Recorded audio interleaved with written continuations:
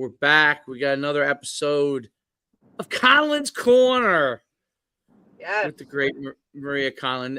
Driving. I think it should be driving in cars with Conlon, like the comedy show that they had with. I guess it was kind of a comedy show. Seinfeld had that show on YouTube for a while. It was like comedians in cars. Yeah. That was actually very funny. It was funny. Yeah, it seems like that's all I do. Yesterday we played at SUNY Cobleskill. On the way home, the bus driver got us over an hour lost, so it was just like a nightmare. And then turn around, practice today. Then we're at William Patterson tomorrow. So I pretty much live out of my car. It's crazy. Wow. No leasing of vehicles in my near future. That is for certain. Oh yeah, because you'd go right over the mileage. It wouldn't even be close. Yeah, I'd probably be able to just buy a whole separate other car with the mileage I'd have to pay over what they give you. Oh yeah, which is crazy. It's great if you do any traveling at all, and you then and you lease a car, because I've had this happen to me a couple of times. Like I wasn't traveling that much, and then all of a sudden I had a coaching job where I was traveling like to the school a lot, like farther away. I remember one time I was driving an hour to a school I was coaching at because we had moved, and my mileage was going so far over. I'm like, oh my god! I'm like, I gotta get this car in because I'm gonna crush the mileage, and there's no hopes going back. And the amount you pay on it is insane. So I officially took the job on October 2nd. And it's what is it, the 3rd today? I have put 16,000 miles on my car since October 2nd. That's like a whole year of mileage. Yes. In like 4 months. That's crazy. Yeah, it's bananas. But anyways, I digress. How was your New Year? Did you do anything fun? We went to hibachi. Ooh. And I don't drink anymore, so like, but you know how they come around with the sake or whatever. The sake, like they shoot it into your mouth. Yep. I was like, all right, I'll take a little sake. And he held that thing in there long, man. And I was like, whoa. Straight to your head, straight to the dome there. Yeah, I don't even drink anymore. So you know how that get. You're like a lightweight. Are you like you don't drink often, or you just don't drink at all? Never. No, I stopped drinking. I think maybe last New Year's we might have went to hibachi also. I had a shot, maybe a glass of wine, but other than maybe like a Christmas or New Year's, I don't think I've had a drink. It's been about 10 years. So wow, good for you. Yeah, you know what it was. I was having my wife was pregnant with my son, and I was having some issue, and I went and got just like blood work done or whatever. Mm-hmm. Or might have you know what it was? She works for Quest, and she's an executive there, and so she we get like this health thing you have every year. You get part of your insurance, whatever. I guess it gives a discount or something, and so. I had very high liver enzyme numbers. It was like 10 years ago. And so I was like, you know what? Like I gotta and part of it is I'm bigger, but part of liver enzymes could be a bunch of things, but obviously the alcohol doesn't help. It could be, yes. Well, they tell you have fatty liver, like that's the easy thing they just tell you. But but my doctor was like, well, let's try some things and see if you can, get it under, get it down. So I cut out drinking. That helped. That gave an initial boost, but I still will go back and forth. Like to this day, like my enzymes will be good. Then I don't know. I get sick and my enzymes go up. And so, if I eat badly really badly, like let's say I'm visiting Wendy's on a regular basis, my enzymes will go up, so I have to kind of monitor it. But once I stopped, having drinks on the weekend, it was like I didn't even miss it, to be honest. Like I wasn't. I always thought that like I love to have a good time, but it was more because like I'd be hanging out with my friends, you know what I'm saying, and we'd just be out in the bar or whatever drinking. It wasn't like I was never a person that was like, oh, I like to have a beer. Like I wasn't like, oh, I like to have a beer on a Saturday, a couple of beers. That wasn't kind of how I was. I was really like, okay, Saturday night, let's go party and have a good time, and I'll go do that, So it didn't really kind of change any of my kind of social aspects. So, Yeah. Nice. yeah. So that's why. But yeah, we went to hibachi, which I like, although you eat a lot at hibachi. Talk about bad food. Oh yeah, that was The amount of I always laugh. Like we went to hibachi for my daughter's birthday back in November, and I'm watching. The guy, he rolls the thing out with like the noodles, the meat, and everything, and like it's literally like 3 sticks of butter that he uses on the thing, and like just melts that and the garlic in there. So like I'm actually not a big hibachi person. I like the ambiance of hibachi, but it's if I fun. go somewhere, like I'll typically order sushi instead. It's just more my jam. But I love like the flames. I think it's cool to bring the kids. Kids like it, yeah. Yeah, and it's a fun way to like dine because it's not just like everybody standing around sitting around staring at each other. But um, yeah, it's definitely an unhealthy meal for sure. Your enzymes probably definitely went up just from that. Oh, they went up. Like when I go, like I now I go to the gym like usually 5 or 6 days a week. But I don't have like a ton of time, so I get in there and then I do what I have to do, and then like I hit like this. I go to Lifetime. I don't know if you guys have one of them around you, but I go to Lifetime Fitness, which is like uber expensive. But but what I do like about it is not that it's uber expensive. I hate that it's uber expensive because I was going to Retro and they put a Lifetime in here, and the family was like, "Oh, let's all go to Lifetime. We'll all go." And the only person that goes now is me.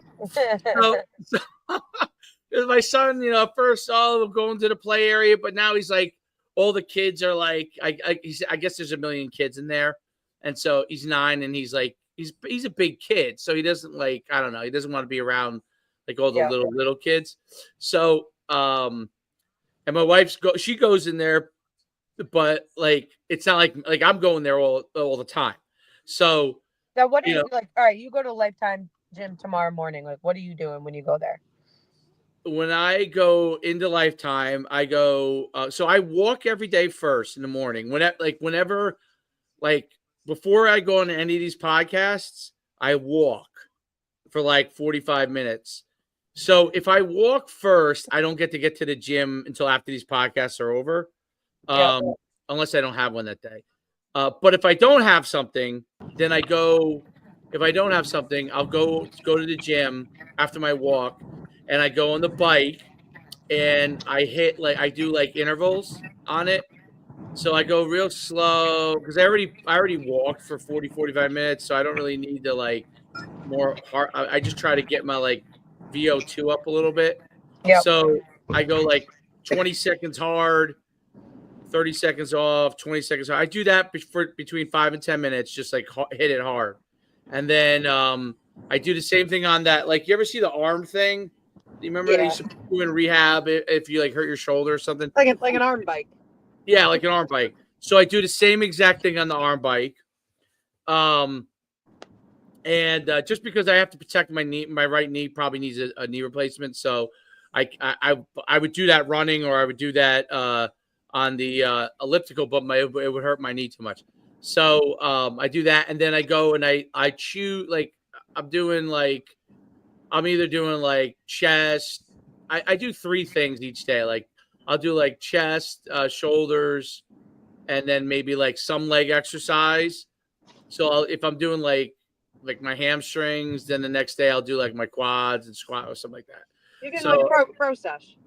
yeah, but I only hit it a couple of sets. Like I don't stay in there, and like I hit a couple hard sets, like put on like decent amount of weight, and then I move on to the next thing. A few exercises of that, a few exercises of each thing. Probably total, like I would say, between 10 and 12 sets total of everything. And then I guess if I'm doing couple more body parts, maybe I'm like 15 to 18 total sets, but not much more than that. And then I go right into the sauna for like 20 minutes, 15, 20 minutes, which is funny. I think it's comedy, the sauna, because the gym could be empty, but I tell you, the male sauna is Packed. packed no matter when you go there. Yeah. Yeah. Joe Rogan's fault. It's Joe Rogan's fault. Yeah.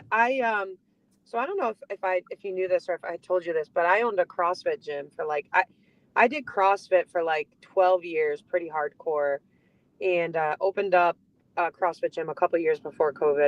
About a year after COVID, I sold it and got out of it because it was just too much with everything else I was doing.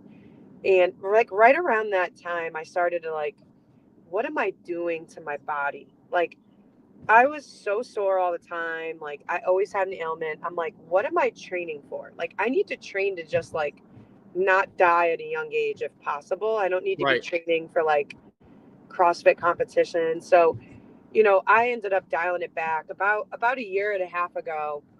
I got turned on to this guy, Corey G Fitness. Guy's a beast. And so his whole platform is on intermittent. It's not intermittent fasting, but it's called anabolic fasting. And then he just does a gym session in the morning, which is really just maintenance, like strength work. And then he does 400 walking lunges a day. So I actually did 388 days in a row of at least 250 lunges or more. Wow. And I got to tell you, that was when I felt my best. So I was doing that and I was doing hot yoga. And that's when I really felt like I was at my best. But it also made me realize like, I don't need to go into the gym and kill myself for an hour and a half Nope. when I can do a couple of different body weight movements and work on mobility and flexibility, etc. So I got really into hot yoga for a bit. Now, since we moved, it's a little bit further away, so I don't go. But about a month ago, I actually bought a sauna that I put in my garage. Because I just think that the sauna is like, it's so freaking good for you for so many different reasons. Yep. And I didn't, not because Joe Rogan said that a sauna is good. Like, I just love the feeling of sweating. I think that's always been like the turn on for me with working out, right? Because before I used to hear about like, oh, yoga's so good for you, yoga's so good for you, but I would go to yoga for an hour and I was like barely sweating, so I didn't feel like I was working out. Um, so when I started hot yoga, and you leave there like completely drenched and you really feel like you got a workout in, I was like, I think it's just the sweating for me.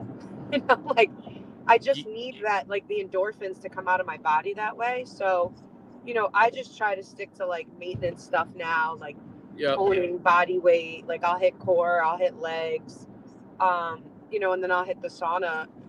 I wish I could do it every day. I just don't have time right now. But um, yeah, that's kind of like my jam right now. So kind of similar to what you're doing, but um, I just said screw it. Like I'm just gonna get one and put it in my garage because like That's everywhere that I awesome. was looking, like some of the ones at some of the gyms around here, like to your point, they're like jammed with people. So it's like there's no room. It's kind of nasty. It's a little bit germ infested if you think about it, right? Probably, yeah. And a lot of the gyms that have saunas maybe don't have some of the other stuff that I want to do. So I was like, if it's really the sauna for me, because I could work out up at the school or I could work out in my garage. I got a rower and weights and stuff. So, that's kind of my thing now. But um, yeah, I couldn't, I had to get away from like the everyday of like beating my body up. Like you hit a certain age where you're like, all right, I need to just work out to not like die young. That's it. Like I'm not trying to be a bodybuilder. I'm not trying to run a Right. marathon. It's not my thing.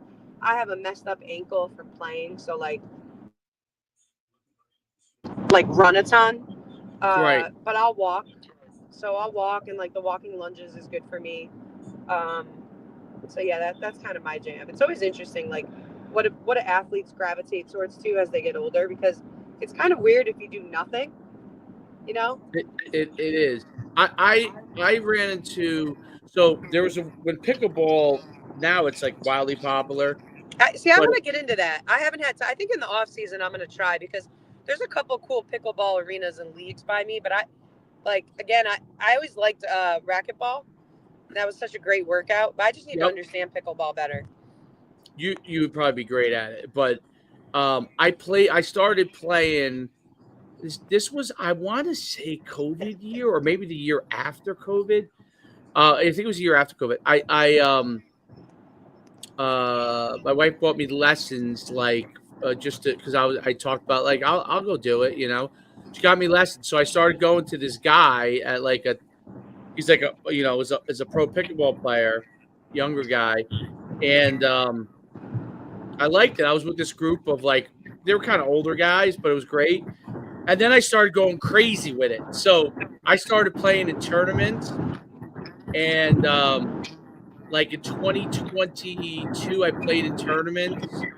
And then what happened was I stopped playing about 4 or 5 months ago because my right knee, which it's just whenever I'm ready to get it done, has to get a knee replacement.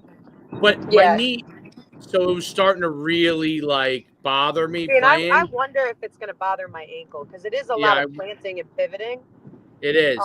which I struggle with. Like even when I get out there and play basketball now, like if I play like 2 days in a row, I can't walk for like a week. And what I mean by that is like walk without like excruciating pain. That's what was happening to me. Yeah, and again, it's just not worth it at this point. You know, when you're younger, you got to kind of just like grin and bear it. But I'm like, I don't want to be in pain just to go to work, like because it's something You I did extracurricular.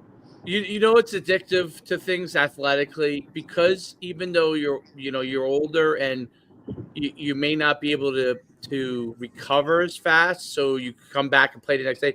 But when you're like when I was out there, I could still do some like I mean, obviously not like I was when I was 20, but I could still do some pretty good athletic things and Yep. I could play really well. But what I could not do anymore was like my knee could not recover. Like my knee could not come back the next day and play again, So and that Yep. was becoming more and more of an issue. And but believe it or not, if I just walk and do what I'm doing exercise wise, even though I feel it in my knee, but it's not that bad. Like it really Right. like I could walk without pain. Like now, if I was to sprint, I would have I would probably have a problem. But with if I was just when I just walk my 45 minutes, I don't have a problem. Or I did a Yeah. workout Same. I'm doing, no Yep. problem.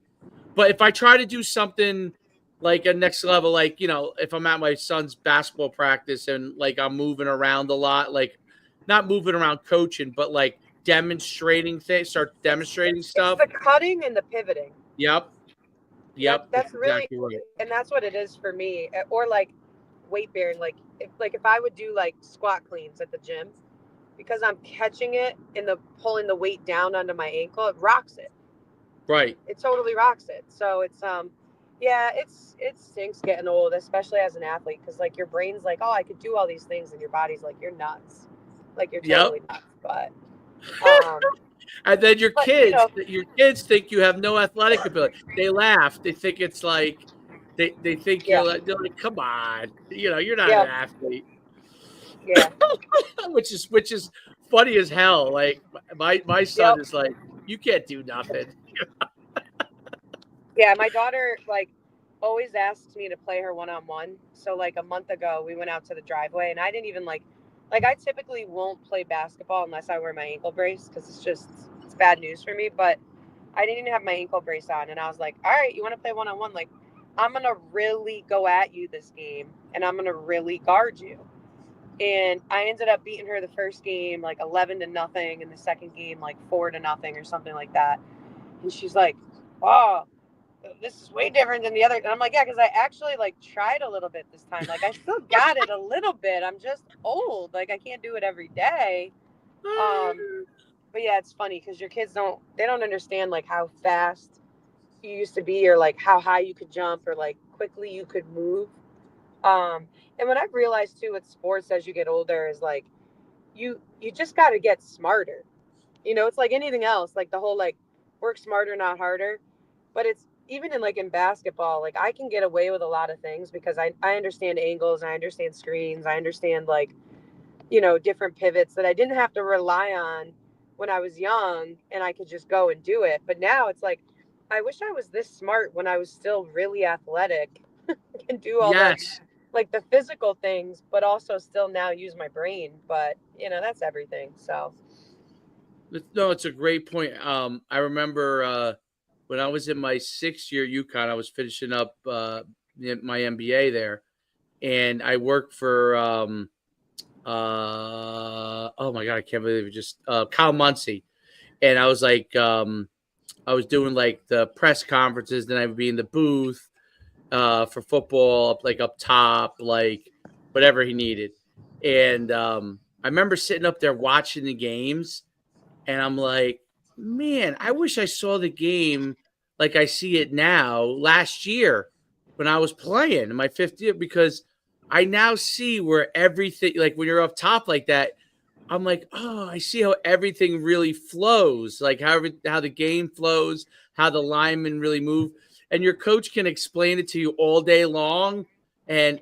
you do understand. Smarter kids, like I understood it, and I tried to yep, do it, but not until you're like almost like no longer involved, where you take a look from up top and you look at it not as you the player, but like as what's going on. You're like, oh my goodness, like this was an easy opportunity, and this is an easy opportunity, and I never took advantage of any of these type of yeah. reads. It's I crazy. used to always say, because even though I used to be way more athletic and stuff than I am now, I was still never the fastest. I still, it wasn't my athletic prowess that made me good at basketball. It was my IQ and my toughness, etc. But like, so the game used to always be a little bit slower for me, meaning I would see things slower than other people do. Like I could see it in slow motion, even though it's really fast. And I feel like ever since I've become a coach, or just as I've gotten older, it's even slower. Like I watch games or I watch my kids at practice, and I'm like, you guys are making this so much more difficult than it has to be. Like literally all you have to do is just look at this person, read it, and you have a wide open layup. But like, you don't, not, first of all, some people may never see it that way, right? Because they're just not built that way. But I always say it's kind of good to take a step out of it, which is why I always encourage kids to watch film, and not watch film where you're just watching yourself do whatever you do, but really watch where you could take opportunities against the defense or things that you're missing on defense that the other team is doing. It just gives you I'll such show an you. advantage. You're 100% correct. When you, my son was just showing that we were looking for this gift that I got him, and we couldn't find it. Now we found it. It's this. I don't know if you've seen this box ball in thing where they. It's like you attach it to your head and you box it. It's, I don't know. It's just a My hand daughter, quarter. my daughter just got one of those for Christmas. She puts it around her wrist and she hits the ball. Yeah, yeah. You could they have Yeah, one that you do it for catching too, right? yeah, Exactly. Um, but yeah, no, you're 100% correct. It's amazing when you look at it not as yourself, how you can see it, and obviously, you're a really good coach, so like that's how you're looking at the game now, obviously all the time. But like if you could manage to do it as you play, like I feel like sometimes you probably know some players that do see it, that like did it, the light bulb do go off as a player. I bet you pros probably do. I bet you some of the pros it goes off as a player, and then probably. they just be like, my guess is like probably Diana and Sue probably to an extent it went off for them as they became a pro, and Yeah. you start to see it elongates your career too. Well, and I think too, to that point, I see it more like if you look at like a Steph Curry, right? I think he's a great example of that because like as much as I don't like LeBron, I do think LeBron has a really high basketball IQ, Yep. but Steph Curry is not physically like astounding, right? Like he's not jumping through the rim like he's using his angles, he's using change of speed, change of direction. Like he had to learn all that stuff sooner if he wanted to be good. So I think it's twofold. I think the guys that are already naturally athletic that also can slow down the mental part of the game are the ones like Kobe. Like Kobe was such a mastermind with basketball, but also was really athletic and really like physically talented, which is why he's phenomenal. Same thing with Jordan. I think it's the guys that have the physical attributes that then bring on that are the ones that just become monsters. But I think other guys have to figure that out in order to be good. Yeah, agreed. I do think like occasionally when you see like in like the NFL, like one of these like linebackers or safety, a quarterback, it probably happens a lot where they figure it out because Mm-hmm. how do some of these guys who aren't that unbelievable athletically last? Tom Brady is a good example, but like Kirk Cousins, for example, there's no doubt. Like I bet you if Kirk Cousins was explaining every play and why it's done and how it's done and wherever he's supposed to be and why they're supposed to be there, I bet you he could do it with ease, and he has that aha. And then eventually, the only way you get out of the league is all right. You slow down so much that you can't. Like I think Aaron Rodgers, that's what's happened to him now. He's just slowing down so much that all of his athletic gifts and mental gifts are no longer an advantage for him. Yeah.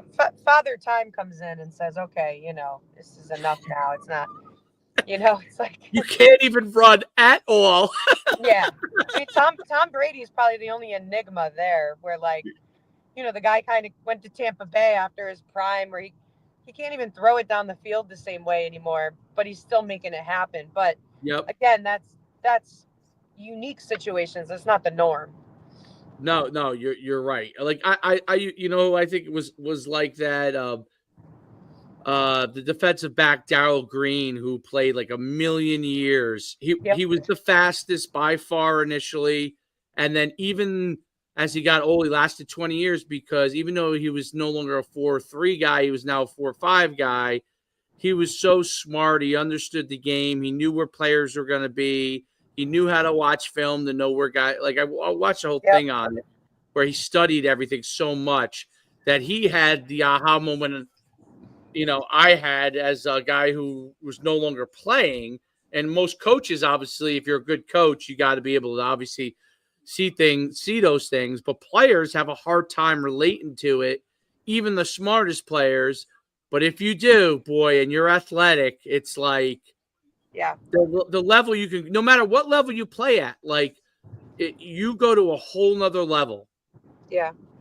Well, but I think to that point, like, it's why I feel like film is so crucial. And like these kids nowadays, there's so much access to film than there was like back in the day. Like think about it back in the day. If you wanted to scout a team, you had to record it on your VHS, right? Then if you wanted to go play it back, you got to stop, you got to rewind, you got to like, now you just click a button on the mouse and it goes back 10 seconds. You can freeze frame, you can turn it, you can do all that other stuff. And it just becomes so much easier. And I just believe that seeing is believing. Like Absolutely. you could tell a kid that they're out of position 10 times. They don't believe you in live play. Like, what do you mean, coach? I thought I was there. No, you're not. But then when you show them and they see it in film, they're like, oh, shoot. Like, yeah, that was really bad, you know? There's no doubt. And I love like, just even the fact that you could screenshot things. Like, Oh, here's yeah. where you were standing. Here's how your stance looked. Yep. Like, I remember, the coaches would leave us our cut ups. Like, you'd have like third down cut ups, or you'd have like third and long, and you wouldn't be able to get all the cut ups because guys would come in and grab the cut ups they wanted. And there were only so many cut ups out there, right? And it was Yep. all on VHS. They're only going to make so many VHS copies, right? So there are only so many out there. And like I remember my senior year, like I would be like, yo, we got to get down there. We need to get like third down cut ups, like first and 10 cut ups so we can watch it. Because if I got down there and like, I don't know, let's say the D lineman or the DB all grabbed the ones that I wanted, I'd have to go by their apartment to watch it. You know what I Yeah. mean? Like That's the Yeah. only way to be able to watch it. And I like to watch film. Like I used to like just watch it by myself. So so I could kind of not, I didn't want to hear anybody else telling me anything. I wanted to watch it so I could focus on what I want to focus on. And because obviously when you're in team, in football, coaches, you're with coach, he's telling you what you want, what he wants you to do. I want to just see what I want. So that's the crazy part. Now you can, and the funny part about it is, and you probably look at it, and I'm sure in college players look, you're able to track now, right? Like how much time they watch. You could see how much time they watched, right, on your film stuff. Well, I love that. So like we use Huddle, and so I'll say to the kids like over break, one of the things that we gave them was like they had to watch 10 minutes of film a day. 10 minutes, Dave. Like not even a lot, right? Right. And like on Huddle, there's a report that I can pull that shows me exactly how long, down to the second, that you watched it and the day that you watched it on, etc. It's not as advanced. There might be a report somewhere where I could see exactly what it is they even watch, because they could just turn it on for 10 minutes and turn it off. But like, garbage in, garbage out. But like, and the funny part is they'll actually say to me, yeah, coach, I watched it. And then I'll pull it up on my phone and the kid hasn't even logged into Huddle in a month. Yep. There's no way to hide anymore with technology. And like when I went to the USC UConn game, it's wild because I sat right behind the bench and you could see, like I could see Morgan if there was like a random call or something happened. They had an iPad on a chair right behind the bench. And I know this has been going on with football for much longer, but to do it with basketball is a little bit like next level. And she's literally rewinding the last like 2 live plays right there on the bench and looking at it. And it's like, it's going to get to a point now in basketball where you take a kid out of a game, you can just save those clips, show them 3 clips while they're subbed out, which you can do in football, right? Because you have more downtime in football to do that. Yep. Not as much in basketball, but it's crazy the amount of access that these kids have. And I just don't know that they utilize it as much as they should. It's wild. No, I don't think they do, because they're also a product of that's how the world is. You can access everything. So they don't, but it's hilarious because you're right. Football, the like for you, like I think I've had iPads on the sidelines back in like even like 2016, 2017. And you would show a kid. The thing that always used to make me laugh is when you would show a kid and they would still hold their ground. I'm some mistake. I'm like, wait a minute, I'm showing. I'm showing you exactly what you're doing. Yeah, no, I know. Well, you don't have to hold your ground here. I'm not mad at you. I'm showing it to help you. Kids are even more creative. Like if a coach back in the day told you did something wrong, you just took them on their word and like tried to fix it. Now these kids are creative with why or what their rationale was, or I don't know. I ate this morning, so that's probably why I'm this. Like it's just such a totally different generation. But in a good way, you have access to a lot of crap that we didn't have access to. Yeah. So no, there's no doubt. Like when you get, I think what it does do is that it's designed the fact that actually it should even the playing field, meaning everybody has access equally, basically, and it should even the playing field for people. But really what it's done is that people who are really willing to put in the work, I guess like any other kind of technology, the people that are really willing to put in the work have an enormous advantage over everybody else, because most people will still just do barely anything or just enough to do what they have to do. And the players or the coaches that are willing to like look at everything that they need to look at and know how to do that like effectively, they have a huge advantage. And it's like it's amazing. I my quarterbacks used to be funny because I would have quarterbacks that were phenomenal with it, like would watch everything, would really know what was going on, and then I would have I've had quarterbacks that were like, I'd be like, damn, this dude don't watch no film. It's like, so, but you would know, but in football, I would know, okay, he's not going to know all this stuff because he's just not watching enough film to know it. So I've got to like control the world a little bit, and then the guy who does watch more, you can kind of let him loose and let him be him because you know he's at least watched some of the stuff. In basketball, once I'm assuming like once you kind of have once they're going, like if they have been watching, they have such a huge advantage. Like there's no stoppage of play like there is in football where I can coach you up in between and maybe make up for your deficiency. You know what I'm saying? But if a player's willing to learn in basketball, way harder. It's harder in basketball because of that, because you can't do as much of it in live play. Like I'm pretty active when I coach, and like I try to take any opportunity I can to fix or give advice or encourage. Right. But there's not as much like dead opportunity to really explain that. The hard part too with basketball is that there's just so many more random adjustments on the fly than there is with football. Yep. You know what I mean? All right, the girl guarded it this way, this possession, you got to go here. Well, the next possession, she could guard it totally different. And the next possession after that, she could guard it totally different than that. So you have to be able to live play read all the different reads that you can make. So that's where I spend a lot of time, is like getting them used to recognizing what's the right read and hoping that it transfers over in live play, which sometimes it does, sometimes it doesn't, you know?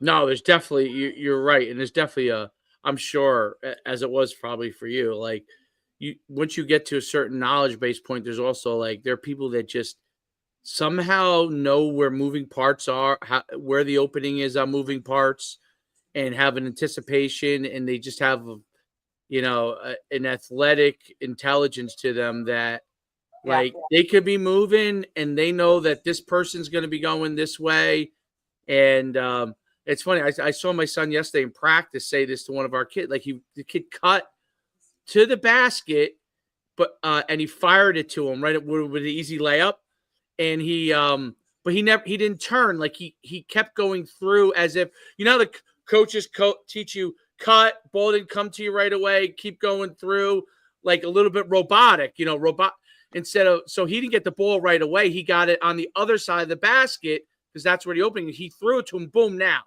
And it hit him, like it hit off of him, and he was like, "What?" He was like, "Dude, you're open." He's like, and I said, "Dude, when you're cutting through, even if you're clearing out, keep looking because he might throw it to you. You might be open that you don't know that you're open. You don't know, and man to man, your guy he could see that your guy may not be with you, and fire it to you, right?"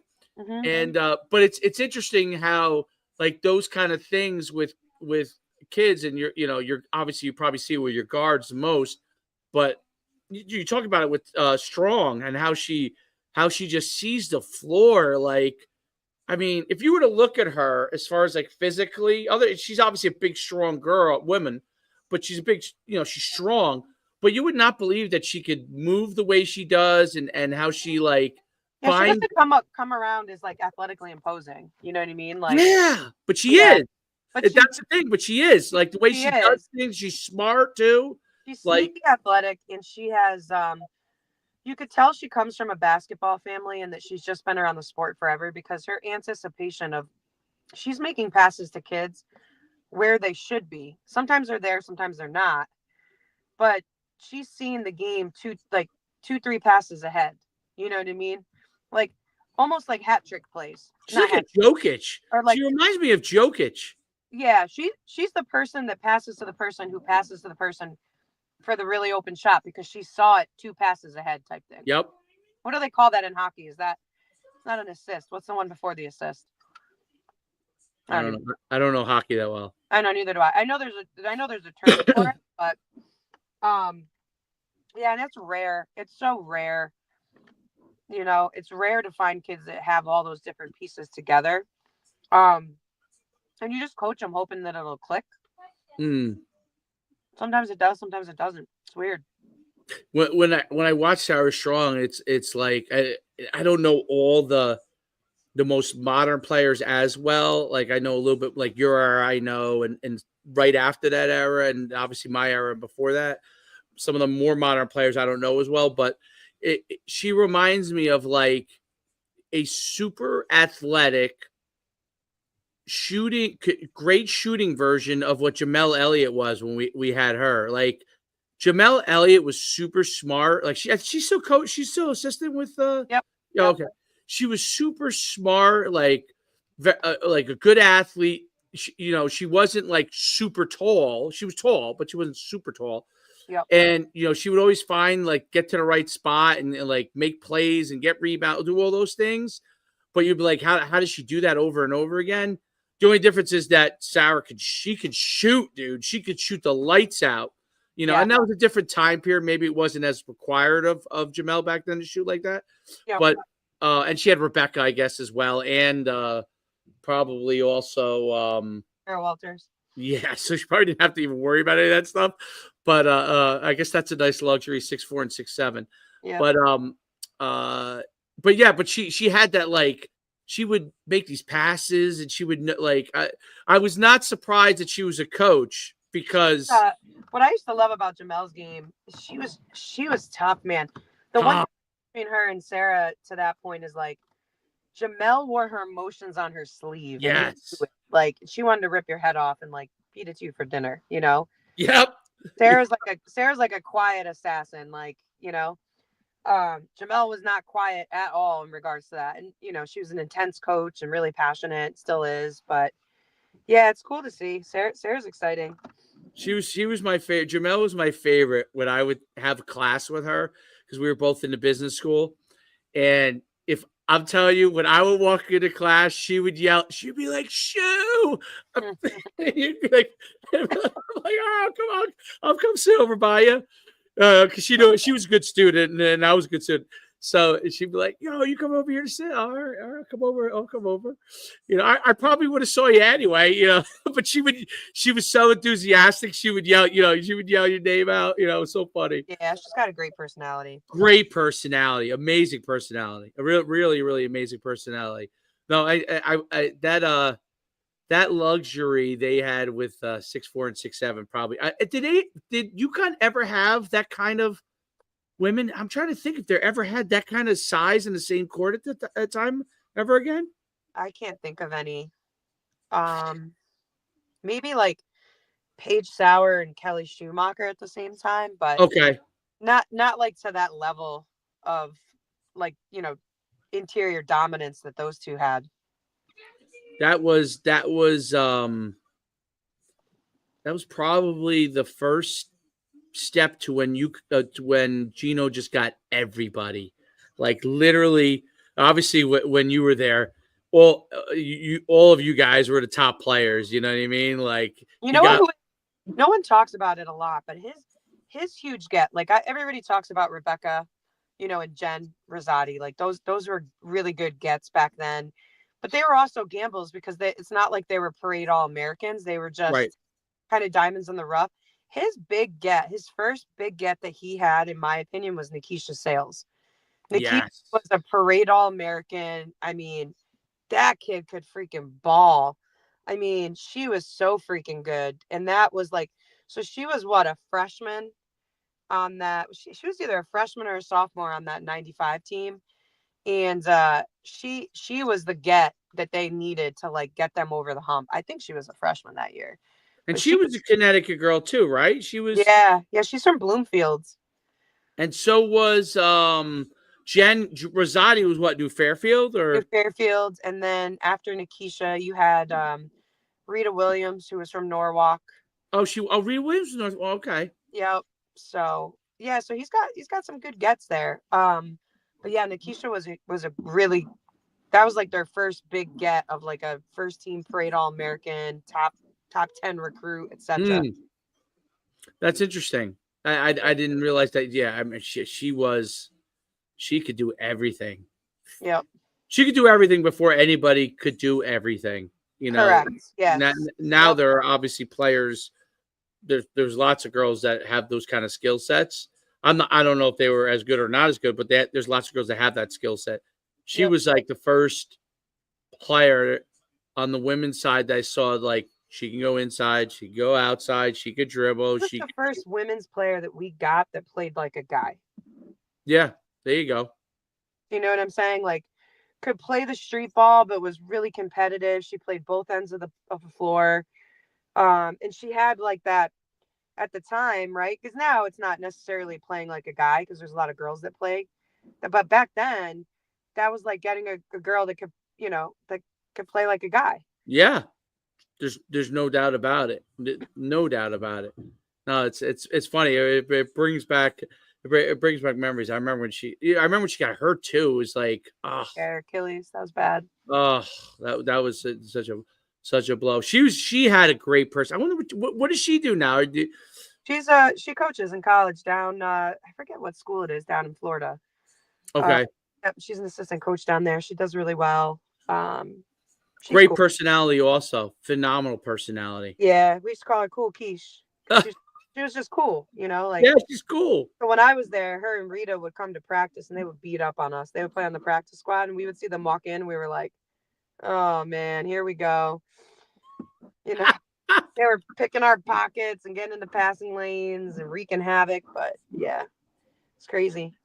There was also I think the time when you were playing, and after that there were so many UConn girls that were playing in the NFL, NFL in the WNBA. Yeah, It was crazy how many. Like there was like you'd be like, oh, this team, oh, there's someone from UConn, and this team, there's someone from UConn. Like it was crazy how many UConn women were in the WNBA. It's and obviously the WNBA now is like so much of like a different level as far as like how it's expanding, but it was like the WNBA at one point could owe a lot of its success to literally UConn players.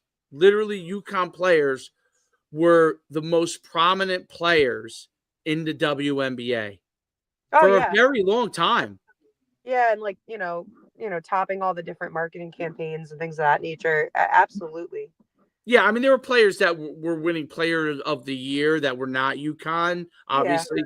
But as far as like names people knew, like the college championships that UConn kept winning was translating to those women going on to the WNBA and everybody knowing who they were. Like the Liberty and the Sun, is that the Connecticut team? They call it Connecticut Sun. Like that was like a UConn fest. Yeah. at one point, you know. But so what about your team? How are we doing? How are we doing with everything? How's your progress? We're good. We're doing good. We played, like I said, we play tomorrow. We just got back from break. So, just kind of getting them back into shape and getting us back into our groove. Because we had, what do we have? 22 days without a game, which is just way too long. So now we're feeling that a little bit and trying to get back to it, but we'll be all right. We don't play a in conference game again until next week. I think it's next Wednesday. So yeah, so we got some time right now. We're just hitting the gym and just trying to work on the craft and tune things up before we get into conference play. That's awesome, dude. Yeah. That is awesome. It's they're off from school, so where do they are they commuting? No, they stay. So they're in like the athletic dorms right across from the facility. Okay. Yeah. Okay. How big is the arena that you guys have there? Is it more like a gym or is it like an arena? Ours is an arena. That's cool. Yeah, we have a gorgeous facility there. For a D3 school, which I found out the reason why was because back in the 80s when they first like 89, 90, when they were going to make WestConn a D1 school, they invested all this money into the facilities there. So we play at Feldman Arena and it's huge. The place is freaking huge. It's awesome. So WestConn at one point was going to try and make the move to Division I. Yeah. What happened? Funding stopped it, or? Yeah, it was just funding. Not enough land space on campus to be able to grow it that way. Right. Is that Hamden or no? No. Danbury. Oh, Danbury. WestConn is Danbury. Oh, okay. Yep. So Southern Con must be Hamden then, or that area, New Haven. Yeah, I guess. Yeah, Southern's New Haven, but it's like right on the cusp of Hamden. Oh, okay. Okay, so Yep. WestCon is Danbury, which is actually very close to New York. Oh yeah, we're like 4 exits from New York. So you must be getting players from there too, like the Brewster area and that whole. That's what we're gonna try to do. Yeah, The New York, New Jersey area, because it's not that far from us at all. yeah. Yep. That's only like an hour ride from like North Jersey. It's Yeah, not. we're playing at William Patterson tomorrow. I think it's an hour and a half. But I used to go visit. God rest his soul. He passed away. Pete Connolly, who played with me, and Okay. he Yep. lived in Danbury, Yeah. and he was at one time he used to be the athletic director for Immaculate. I think that's the high school. Yep. Yeah, High school. Immaculate. So I'm pretty familiar with Danbury from him, and we used to get a lot. Actually, Danbury High used to be a powerhouse program. Actually, they used to be a powerhouse basketball program too, didn't they? Yeah, I mean Danbury is huge. That high school has like 2,000 kids at it. Yeah, I thought that they were like usually like the best. They're like I don't know if they are still, but used to be very good in all sports. Yep. I'm sure there's a hidden gem or two for you there from Danbury. Well, we'll see, right? That is unless Diana comes in a few years from now, a couple of years from now, and There you go. And says, okay, now you got me to come here, Maria. Yeah. Are you gonna come help me? If I still have any hair left, maybe. Oh, I might rip is it that all from out. coaching or is that from life? No, from coaching. Oh, from coaching. Yeah. It's just, every day is a different debacle, but we're getting there. It's all good. That's good. That's good. That's good. Yeah. Is it more fun than coaching high school and AAU or? Yeah, it's different. Different. You're juggling different things at the college level that you don't have to worry about in high school. So I think high school is easier. But I love our kids. I mean, our kids, they're all great kids. It sucks that we don't have more wins than we do, but I don't even care about that. I just want us to get better every day and make some noise when it comes to postseason and just give them a really good experience, which I think we're doing. So here's what you're gonna have to tell like Diana or one of the other UConn alumni and say, so I heard this is being done a little bit at Division III football. There's rumor that Johns Hopkins may be doing it a little bit. I know SUNY Cortland is working on it. They're building NIL programs because their philosophy is that they have some alumni that they think could contribute, and they want to be the best at their level. So I had a conversation with one of the coaches from URI about this. He used to coach at MIT, and he's like, if MIT decided, like, he said eventually there's going to be, because there was plenty of active alumni at MIT football, even though they're at Division III. He said the second that one of those active alumni decides that they just want to win all the championships and be tops of Division III, they're going to throw down money, go get themselves the best available quarterback that will go to the Division III level, and they're going to give them some bucks. And I was like, oh, because I remember when we had the discussion, we're like, you know what, NIL's, and I was of the same philosophy too. NIL's not that relevant to Division III as far as from a financial standpoint. Well, not yet, but if somebody does that, but it is. Yeah. Yeah, so it can be very relevant. And the only reason I heard it because I heard like SUNY Cortland and then Johns Hopkins was exploring it because especially some of these it could be any school. It doesn't have to be high academic school, but I think of some of the high academic schools because their endowments are so huge that one of these guys who are worth $1 billion loves us basketball or football and says, you know what, like I would have win at this thing. You know what I mean? And yeah, true. Very true. It's very, very interesting. So as Wild Westy and much you can say, oh, it's frustrating, it's annoying that they have that kind of stuff.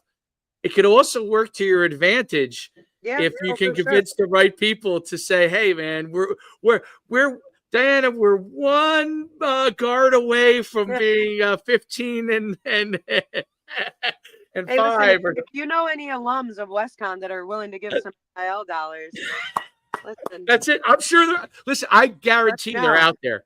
Yeah. I know one that's a West. I know of one that's a famous West Con.